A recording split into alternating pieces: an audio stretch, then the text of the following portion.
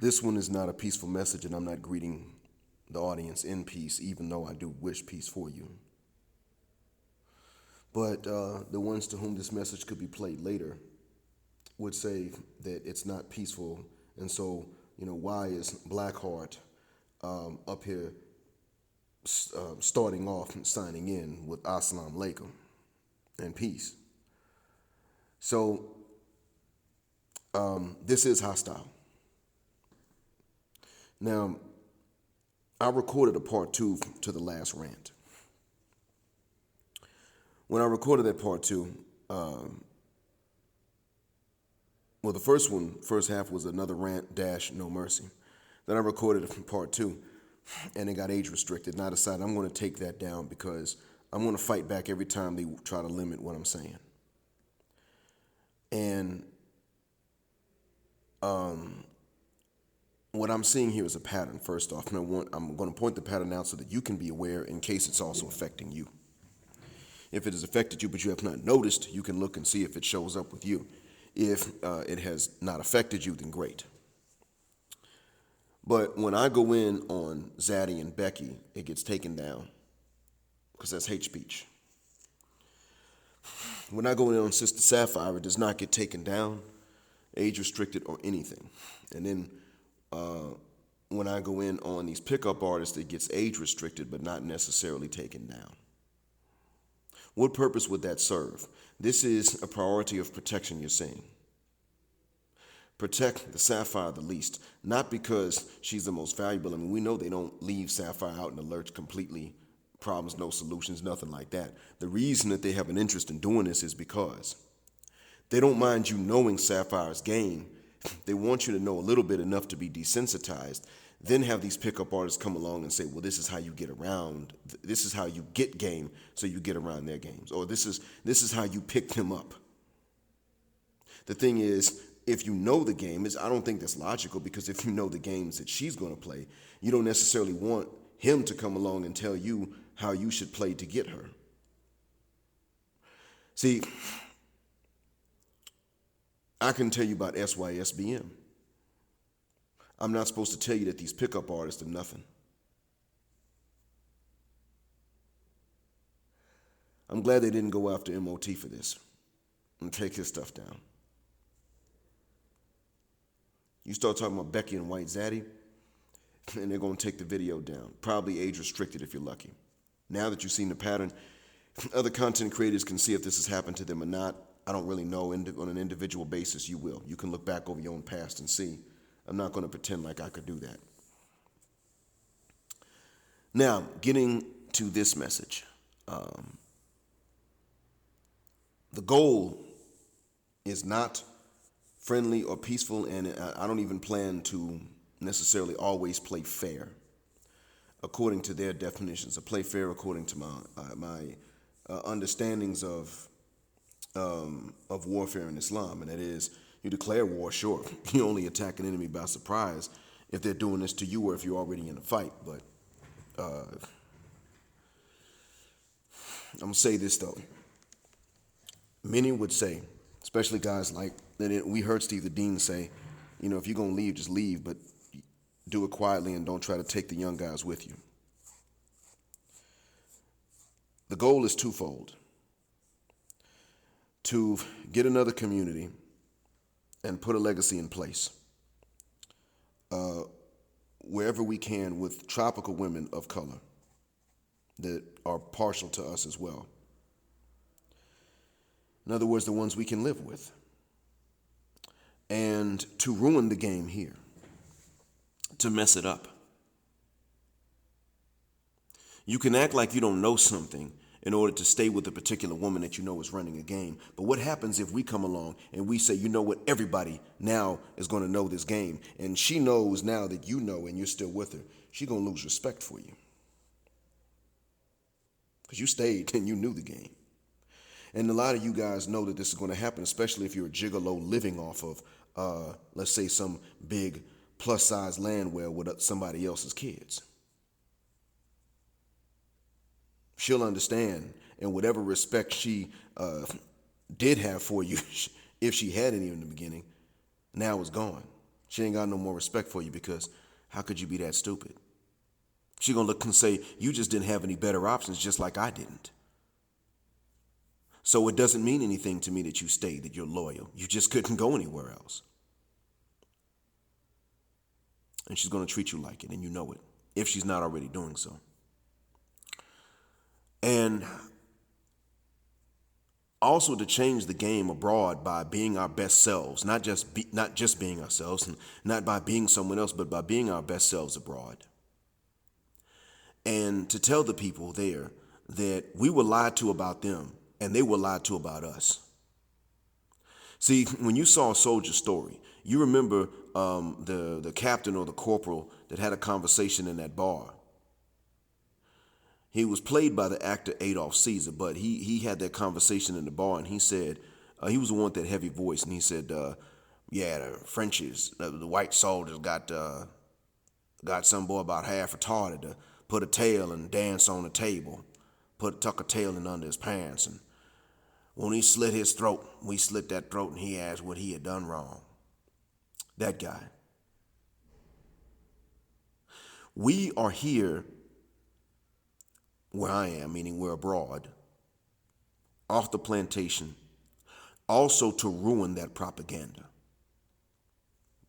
And pretty much we're here to pull the tail off of our statues that these white soldiers have put on when they've gone abroad, which is already being done. Brothers already being their best selves. In Southeast Asia, I think we're first pick. Because the same Filipina that would use her youth and beauty to try to fleece an old white dude would try to use her youth and beauty to get a brother and keep him. That's what we're seeing. I know two white guys, one married to a Korean, the other one married to a Filipina. Both of them are unhappy. I don't hear brothers complaining about this.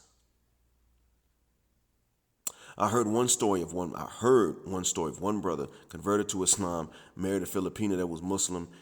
He was living here in the Gulf, though. He went home. She had bath water run from it, everything, dinner cooked, and he felt bad. And that he left because he felt bad. He felt like he was taking advantage of her because he didn't feel like he deserved this stuff. Who taught him he didn't deserve it if he was not doing anything wrong? He didn't get that from other men. He got that from some sisters. And he probably got it from some sisters in his own family.